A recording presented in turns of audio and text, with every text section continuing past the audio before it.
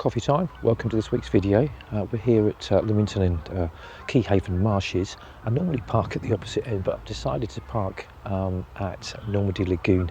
I was being inspired last week with the Spoonbills, and I saw on the Facebook page there was a couple of Spoonbills being quite closely photographed, so sort of fingers crossed for that.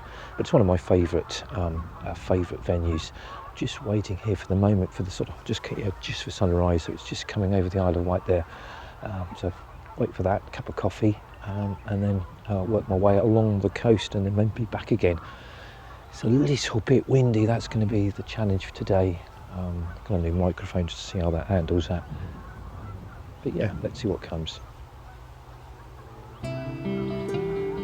With the sun rising over the Isle of Wight and a southerly wind, decided to film from the footpath that runs beside the southern edge of the lagoon, with the seawall sheltering me from the gusts of wind and the rising sun behind me. This offered the best view of the birds with this beautiful light, with the lapwings making those occasional circuits above the waders and the ducks. It really made for a pleasant sunrise.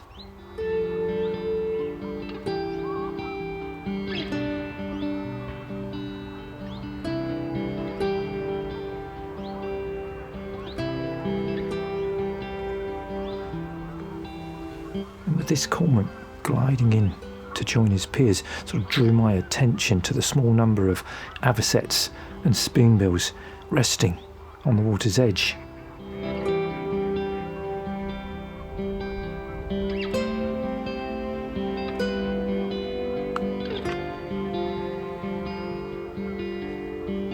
They certainly seem to be regulars here, and with the high tide I felt I was not going to get those close-up views I was after, or at least until the tide had turned and they moved out onto the seashore.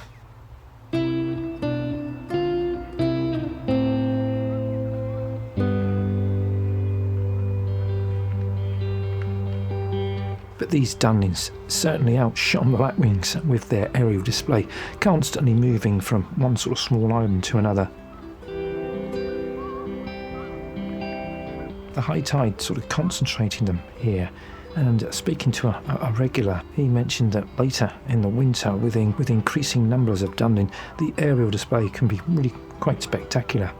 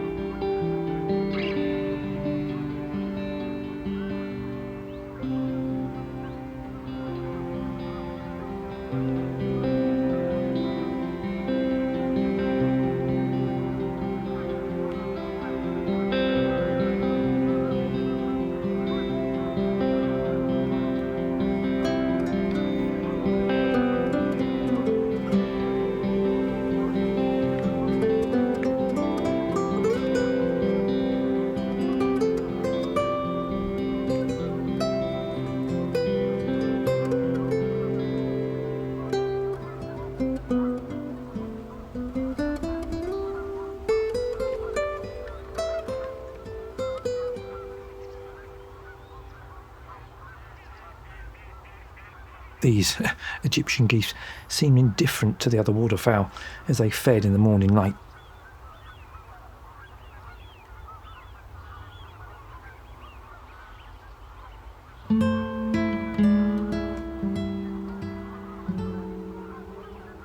My attention was drawn to these two waders as they landed.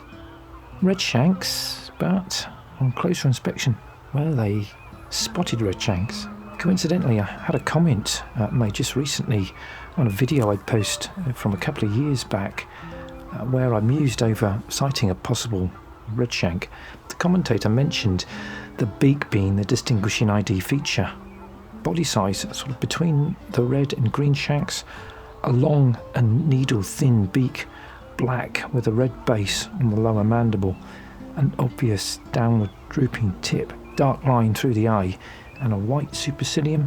For me, this was certainly my first sighting of that scarce wader. Mainly a passage bird, we see them here in sort of spring and autumn, moving from its breeding grounds in northern Europe and Siberia to its overwintering grounds in southern Europe and Africa. Although relatively rare wintering species here in the UK, with a population of around about 500 reported, mainly in the south and southeast.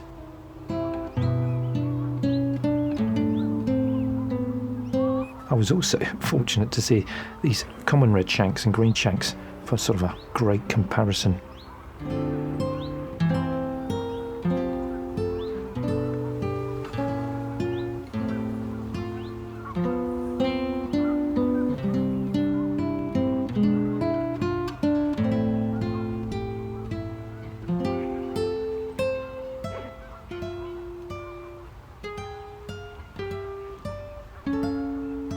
I saw this lone brent goose drifting amongst the widgeon pintail, tufted and teal ducks.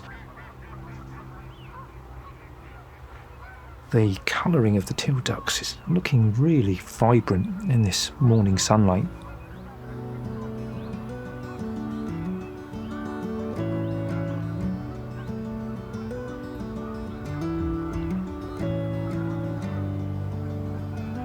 There were several red-breasted merganser, and thinking back, I think this has got to be the closest views I've managed. I really love its punk-style hairdo.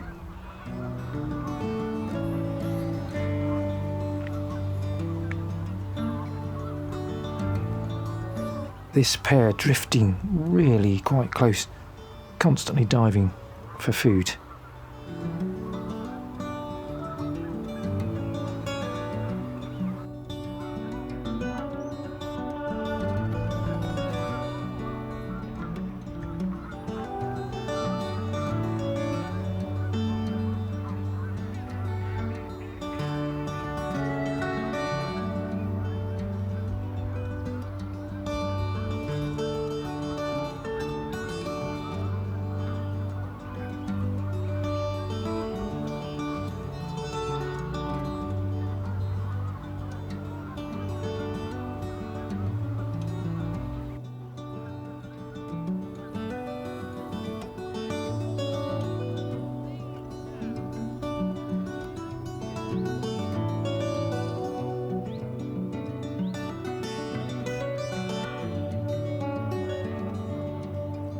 By mid-morning, decided to leave the lagoon and walk the wall towards Keyhaven, stopping briefly for a glimpse at this lovely dartful warbler.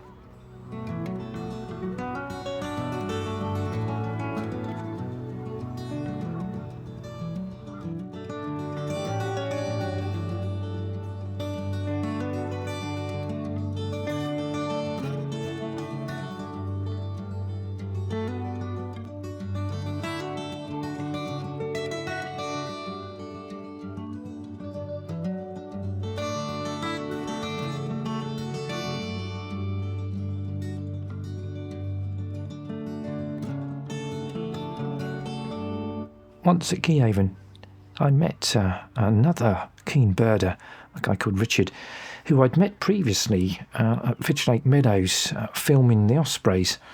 He was observing several marsh harriers drifting back and forth, so I decided to join him and film a piece.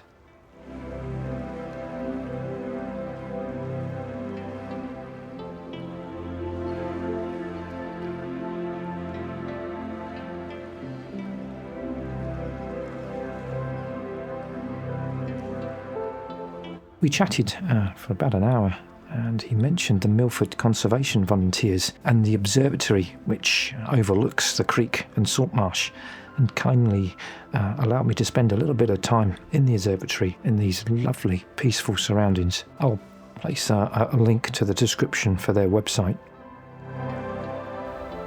I returned back to the lagoon with about an hour or so before dusk to find at low tide the spoonbills had sort of moved out onto the mudflats and were feeding along the sort of winding channels.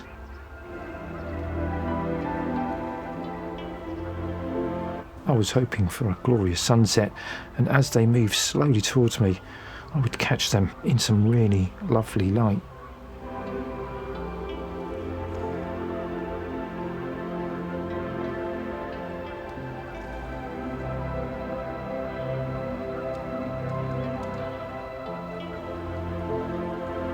But as they turned to move off with the tide, the storm, which was forecast for the following day, loomed up onto the horizon, and I soon realised that it was going to be time to leave. Well, I hope you've enjoyed this episode. It certainly was a lovely day despite the wind, and I look forward to you joining me for a cup of coffee in the next one.